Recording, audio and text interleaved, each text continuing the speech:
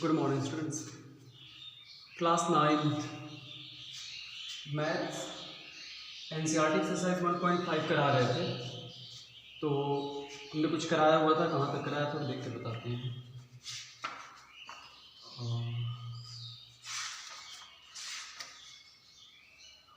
2 तक करा दिया था, थर्ड कराना है। तो कहीं यहाँ बात आ रही है, थर्ड में कह रहा है कि pi is defined as the ratio of the circumference of a circle to its diameter. हाँ, ये तो इसको हम पहले बताया थे। हाँ, थोड़ा सा आप ये समझ लीजिए, एक बार और देख लीजिए। जैसे मान लीजिए कि सर्ट्स कहते हैं किसको है, हमने बताया था कि सर्ट्स कोई भी रैशनल नंबर पर अगर रेडिकल साइन बना हुआ है या रेडिकल साइन के अंदर अगर कोई रैशनल नंबर लिखा गया है, जैसे √2 है तो ये इसको हम सर्ट्स कहेंगे। जैसे 2/3 है तो ये क्या है, इस पर रूट बना दीजिए तो ये सर्ट्स है। अब जैसे मान लीजिए पाई क्या है, पाई एक इरेशनल नंबर है। अगर हम यहाँ पर सर्ट्स बना देते हैं ऐसे, तो सर्ट से बन जाने से थोड़ी होता है ये, तो ये क्या होगा, ये सर्ट्स नहीं कह सकते इसको, क्योंकि ये इरेशनल नंबर है। जैसे √3 है, अब इसके ऊपर हम रेडिकल साइन बना दिए तो क्या इसको सर्ट्स कहेंगे? नहीं, ये सर्ट्स नहीं है, क्योंकि √3 क्या है, √3 जो आप देख रहे हो, √3 तो इरेशनल नंबर हो गया। अब इरेशनल नंबर पर अगर रेडिकल साइन बना हुआ, हाँ, तो आप ये समझ लीजिए कि जैसे हमने यहाँ पर ऐसे लिख दिया a, तो इसको ये क्या है, एक सर्ट्स है, एक सर्ट्स का रिप्रेजेंटेशन है। तो यहाँ पर ये जो साइन आप देख रहे हो, ये रूट जो बना हुआ है, इसको रेडिकल साइन कहते हैं। क्या कहते हैं इसको? रेडिकल साइन कहते हैं। और जो a है, ये बीच में यहाँ जो बना हुआ है a, और ये जो a लिखा हुआ है, a को कहा जाता है रेडिकैंड, ठीक है, रेडिकैंड कहते हैं इसको, जो बीच में लिखा रहता है। और जो n लिखा है, इसको कहते हैं order of surds. Order of surds कह दो या पावर ऑफ सर्ट्स कह दो, पावर ऑफ सर्ट्स। जैसे कुछ नहीं बना है तो इसको स्क्वायर रूट कहते हैं, इसको 3 रहता है तो क्यूब रूट, अगर ये तो इसको 4th रूट, ये 5th रूट, इसी तरह यहाँ n लिखा रहेगा तो इसको nth रूट कहेंगे, ठीक है। तो ये बेसिक सी चीजें है। अब बात करते हैं थोड़ा पाई के बारे में। ये जो पाई होता है, पाई का मतलब क्या होता है? पाई का मतलब होता है, पाई जो होता है, हमने आपको पहले ही बताया था कि पाई, जैसे मान लीजिए कोई पाई को रिप्रेजेंट किया जाता है, तो पाई का मतलब क्या होता है, यही आपने दिया होगा एक्सरसाइज में। जैसे मान लिया कि एक बड़ा सा सर्कल है, ये कुछ से बड़ा सर्कल है, एक बहुत छोटा सा सर्कल है। अगर सर्कल है तो ये इसका सर्कमफ्रेंस हो गया। ये क्या है, ये इसका सर्कमफ्रेंस है, और ये रेडियस है, ये रेडियस है, और ये रेडियस है। एक बहुत छोटा सा सर्कल है, ये भी तो इसका रेडियस है। तो आप किसी भी सर्कल का जो सर्कमफ्रेंस है, जो पेरीमीटर है, इसको तो आप नाप लीजिए, इसके लेंथ को ले लीजिए, और जो डायमीटर है, डायमीटर के लेंथ से का रेशियो आप निकाल लीजिए, यानी डिवाइड कीजिए। तो आपको मान लिया सर्कमफ्रेंस c हो गया, और डायमीटर क्या है, डायमीटर d है, लेंथ।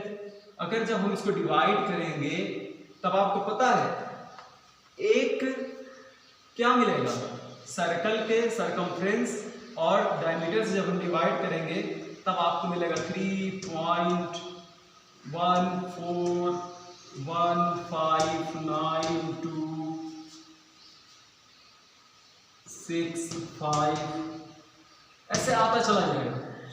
मतलब डेसिमल एक्सपेंशन का कभी एंड होगा ही नहीं।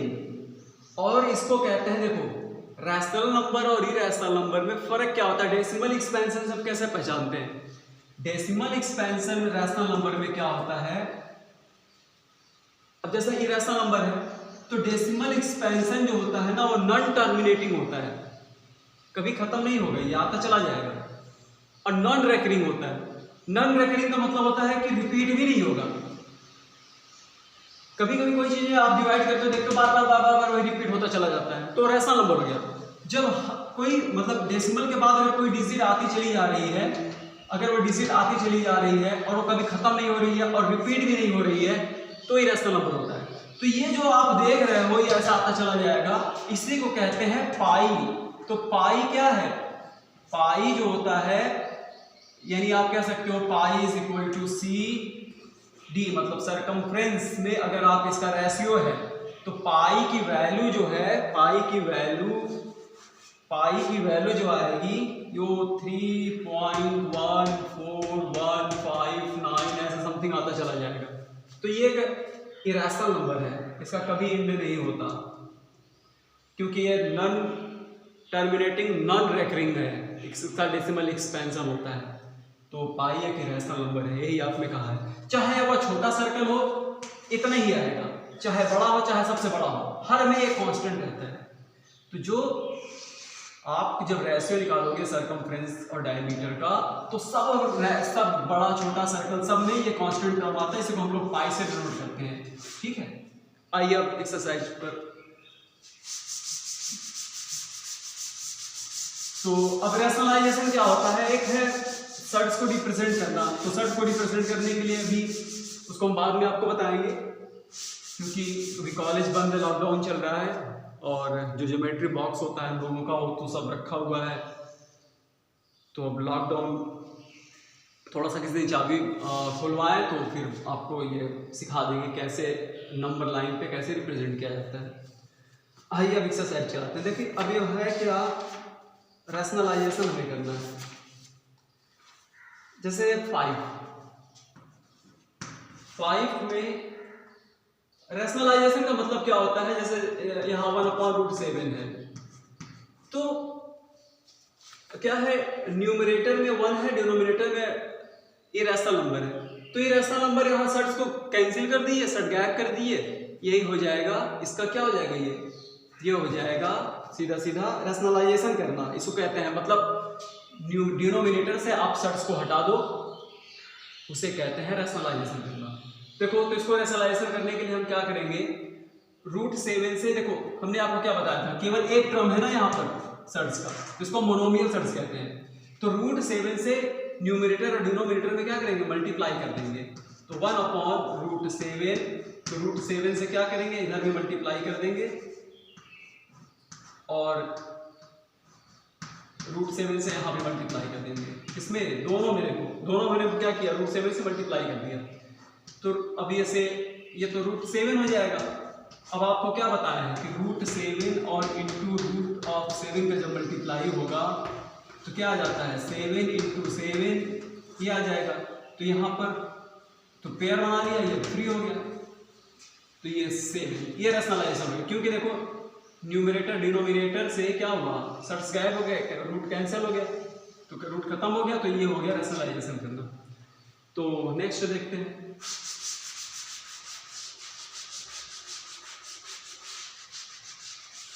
अब दूसरा देखते हैं क्या है। दूसरा देखिए बाइनोमियल सर्ट्स आ गया।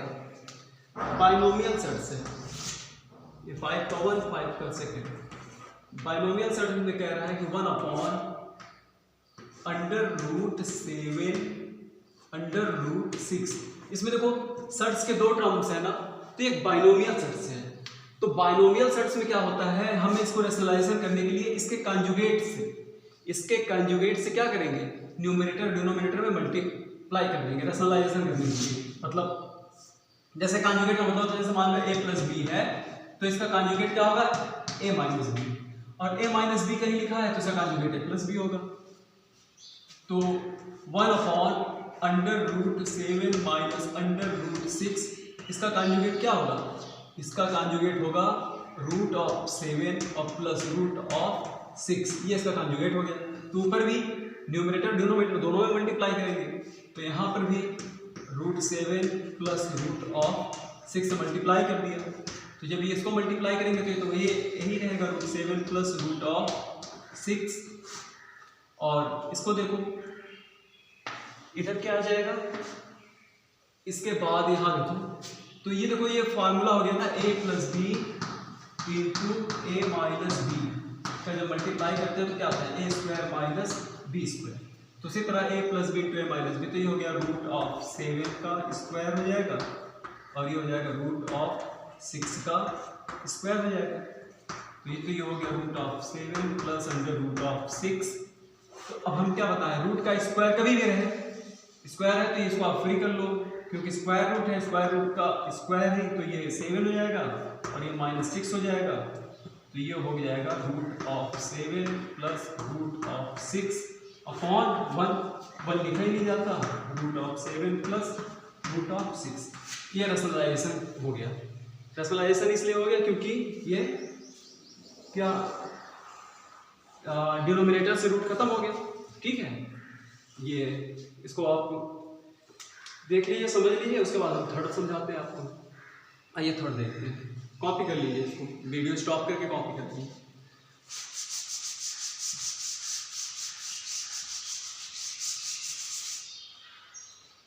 आइए देखते हैं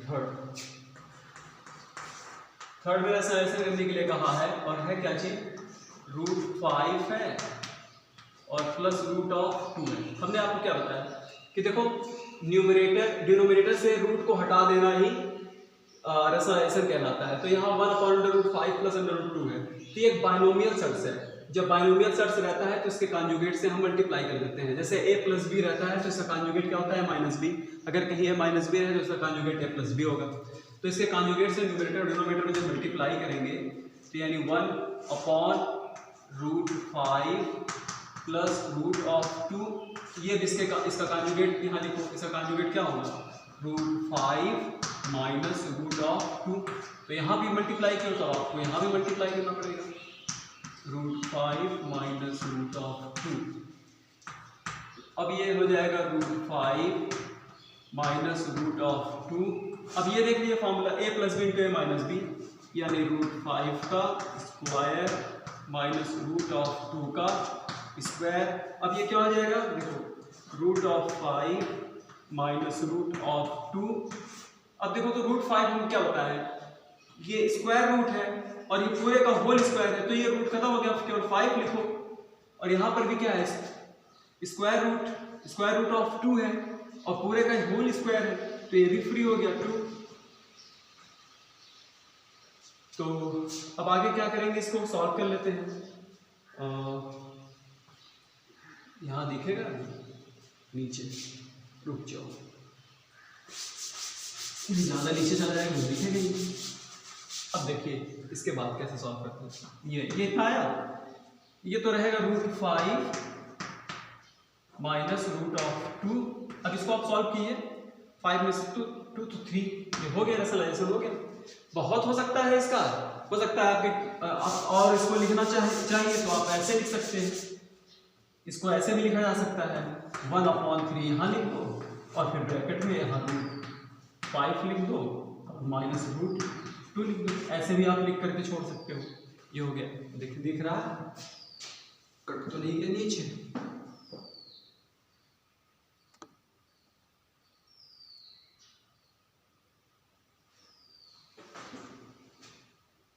ठीक है, ये ऐसे करके छोड़ सकते हैं।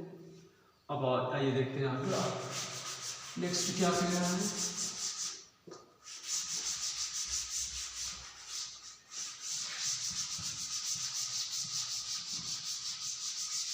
नेक्स्ट पे कह रहा है,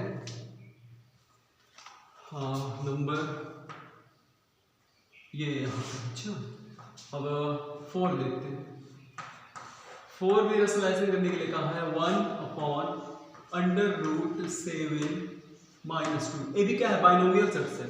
तो बाइनोमियल शर्ट्स के कॉन्जुगेट से क्या करेंगे, ऊपर नीचे मल्टीप्लाई कर देंगे, तो 1/√7 माइनस 2, तो इसका कॉन्जुगेट हो जाएगा √7 प्लस 2, यही इसका कॉन्जुगेट हो गया। तो ये हो जाएगा √7 प्लस 2, 1 से मल्टीप्लाई कीजिए तो ये हो जाएगा √7 प्लस 2। अब देखो तो a plus b into a minus b, ये formula a plus b into a minus b का फॉर्मूला क्या होता है, a² माइनस b²। तो यहाँ आ जाएगा √7 का स्क्वायर माइनस 2 का स्क्वायर। अब यहाँ सॉल्व कर दे रहे हैं, तो ये तो इसका लाइक टर्म तो कुछ है नहीं, तो ये ऐसे ही रहेगा। √7 + 2। अब देखो √7 का हमने क्या बताया, ये स्क्वायर रूट है और वो पूरे का होल स्क्वायर तो फ्री हो जाएगा 7 और -2 का स्क्वायर क्या हो जाएगा 4। तो ये हो गया √7 + 2 अपॉन 7 और 4 3। बस बन गया। इसको आप बहुत चाहिए ऐसे भी लिख सकते हैं √7 + 2, ऐसे भी लिख करके छोड़ दीजिए, नहीं ऐसे भी छोड़ दीजिए सबसे। तो ये रहा आपका एक्सरसाइज खत्म हो गया। अब अगला है law of exponents and real numbers, ठीक है। तो आप इसको अच्छे से समझ लीजिए, कॉपी कर लीजिए, नोट कर लीजिए और आगे देखते हैं नेक्स्ट। Thank you.